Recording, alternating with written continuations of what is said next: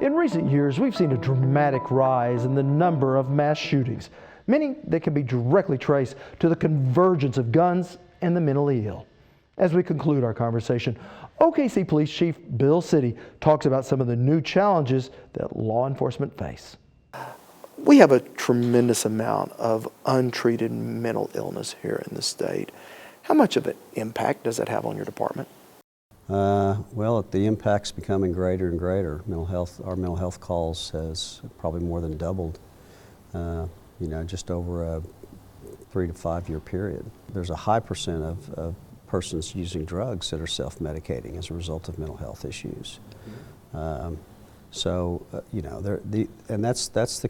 the kind of things that officers are called to. People in crisis, whether it's a mental health crisis, a person on drugs, or a combination of the two. And tough situations for officers to handle. And the one thing I think that's misunderstood about that, though, is in most of those cases, those individuals aren't violent. It's basically they just are out of control.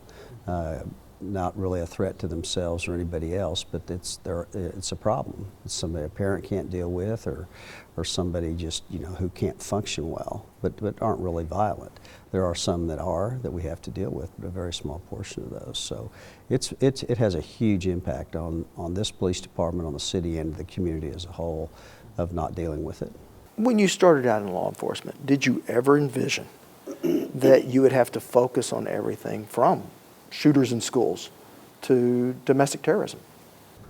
If I knew over the years I had to deal with, I might have taken a different road in some ways, because it would be overwhelming to you, because it does change. The issues become in many ways harder to deal with, and no, you don't really think that you're going to start dealing with shooters that do mass killings with children. I mean, that's growing up and joining the police department.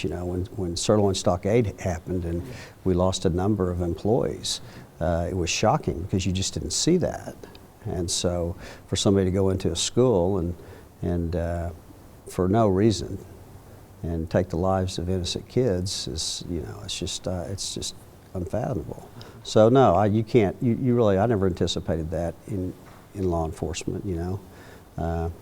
So but it's changed, and we have to be prepared to change with it. Now, I do have much more from Chief Citty streaming on our website.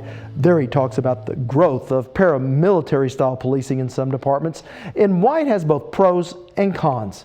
And we'll also talk about how changes in attitudes about marijuana have put pressures on recruitment, and how his department is trying to keep up with the times.